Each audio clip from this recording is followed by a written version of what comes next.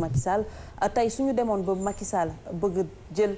lii di troisième mandat def troisième candidature da nga ciy ànd ak moom wala. man bu Macky Sall di wut troisième candidature damay ànd ak moom xamul tax. ah bon dama koy far dama koy jàppale damay dem campagnal ko jàppale ko xamul tax fii la ñu wane Barthélémy Diaz ñu invité ko mu ne leen ñun xam nañ ni Ablaye Wade bi ñuy wax en 2012 nii warul woon nekk candidat nangam xamoon nañ ni war na nekk candidat loolu ñëpp a ko gis. Ousmane Sonko wax na ko ñëpp a ko gis. Macky Sall bi ñuy def kii loi kii xam na lañu ko tuddee loi 27 lañu noonu lañu ko tuddee. révision article 27. bi ñu ko dee def dama ni mandat 7 ans bi dañu ni Macky Sall fenn lenn laa xam ni xaw ma nan laa koy man firé mooy nul ne peut faire 2 mandats consécutifs. mais dégg naa ni tey jii Sénégal bi ñu article 27 bi ñaari mandat de 5 ans la concerné. ok man Mame Goor man de ma part personnelle boo ko Macky Sall di wut dama koy jàppale parce que nitu jàmm la yaru na bëgg na réew mi te mu ngi liggéey. Mame Goor li nga wax ci ñaari mandat de 5 ans yooyu dinañ ko seet mais nekkagul ci constitution bi nul ne peut faire plus de 2 mandats consécutifs la ñu wax mais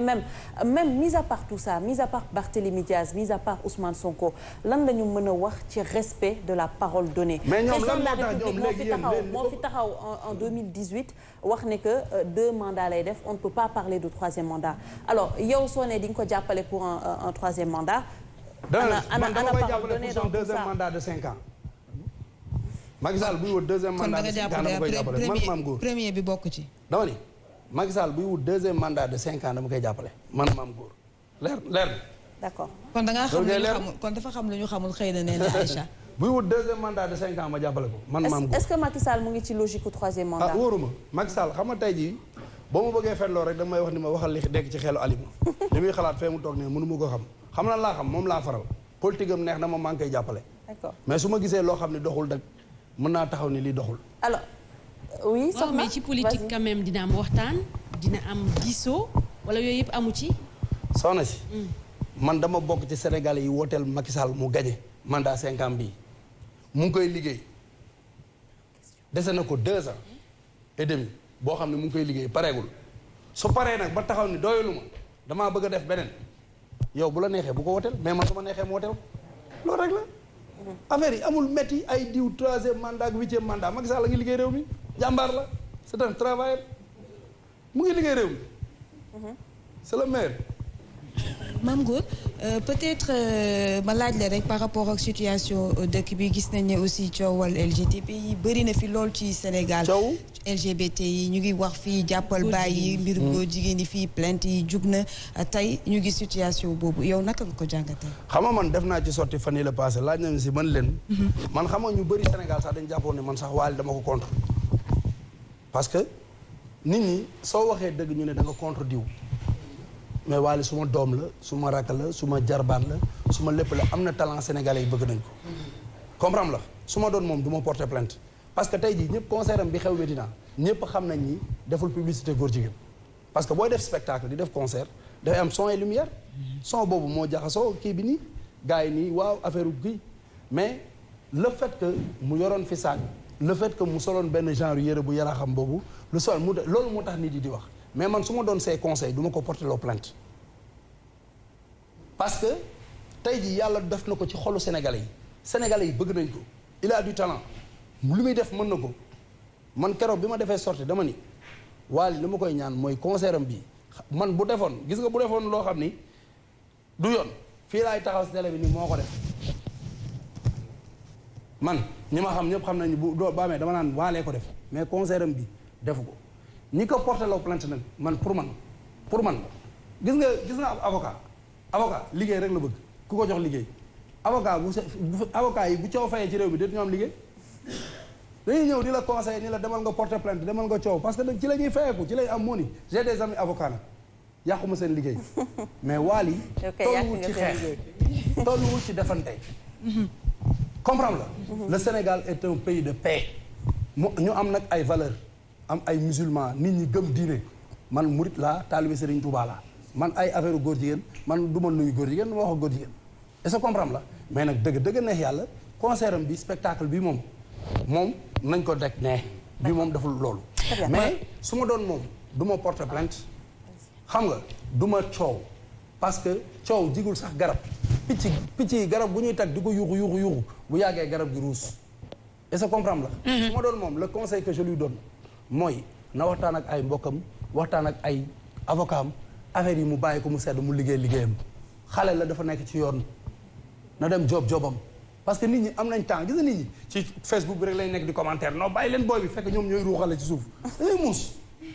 gars yi dañ lay yàqal ñi lay wax naan laan demal def li xoola bëgguñu la dañuy wax ci kaw ak ci suuf dañuy wax ci suuf di ruux ci suuf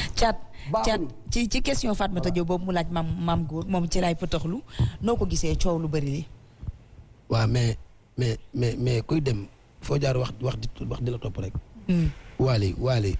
nit ñi dañ ko bëgg te macha allah jumte fu na lay amee tey boo nekkee ci yoon Youssou Ndour lu ne ñàkkul nit ñi di wax ci moom Papa Thione ñàkkul nit ñi di wax ci moom waale dafay doon xale ñëw tàmbaleegul sax man pour man ndax woyagul te xale la boo xam ne nii ñëpp ko bëgg li sama papa maam góor wax rek xam nga muy suñu nawle di suñu lépp mu doon ku baax man xamaluma ko dara quoi te Baye Fall la waale man daal suma xarit la quoi moom Baye Fall la quoi nit ku baax la yàlla na ko yàlla defal jàmm mu àggale ndax day doog a door ñun ñëpp ñoo bokk génération kon maa ngi koy ñaanal man ci barke Sëñ Touba waaw fii daal day gën a neexee sax day gën a neex day gën a xew nit ñi dañ koy gën a bëgg barke Sëñ Fallou jàmm rek nga am gaa yi alors Alima xam naa dañuy ànd ak DJ Omzo dem xool taximaan yi ñoom itamit nu ñuy waajalee tabaski laata ñuy dellu si waat ci plateau ayca mbokki téléspectateurs yi ñu ngi leen nuyu ànd ak émission bu mag bii di Grand Plateau nee na Aïcha maa ngi lay nuyu di la gërëm bu baax a baax a baax tey maa ngi fii ci rond-point Nord Foire ma dajeek Khadim Kane muy chauffeur taximan Khadim ñu ngi lay nuyu oui maa leen di fay grand bi Khadim mbaa ak jàmm waaw maa ngi sant yàlla bu baax Khadim yéen a ngi waajal tabaski bi waaw tabaski ñu ngi koy waajal waaw Khadim fi mu nekk nii jamono ji taxi bi affaire yi mi ngi dox wala waaw instant yi de mi ngi yëngatu ndànk-ndànk rek waaw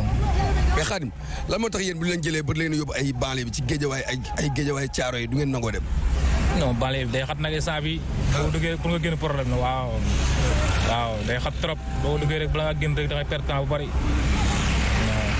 tey yow waroon ut client ban façon client moo la dàq non instant yi man moom tefes gi rek ay Ngor yoo fookaam Almadi